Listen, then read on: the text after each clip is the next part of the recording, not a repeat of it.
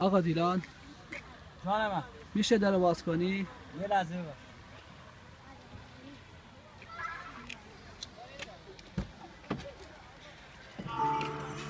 خسته نباشی داداش. سلام خسته نباشی. یه سوالی دارم. قربون شما بفرمایید. این کلیپ انشتمان چی شد؟ والا مهارم جون شما وقت گیر آوردی ها.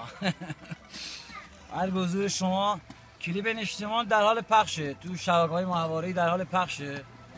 هر به حضور ولی قراره که امروز فردا ان شاءالله خودم تو پیج رسمی فیسبوکم و تو صفحه یوتیوبم فردا ان شاءالله میذارم برای بچه حالشو ببرن. الانم عرض به حضور اومدیم پشت صحنه سریال راه آتش هستیم. میخوام به دوستان بگم بعد از ویدیو کلیپ نشتیمان عرض به حضور ویدیو کلیپ شیر و خط. خب ویدیو کلیپ شیر و خط تو راه ان شاءالله کار خیلی خوبیه. خیلی ممنون. اگه خلاصش کنی کار دارم. دست دارم. ممنون مرسی. قربون شما برم. موفق خدا. باشید.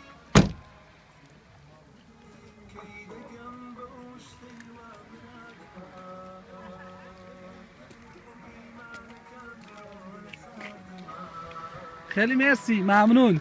خداحافظ.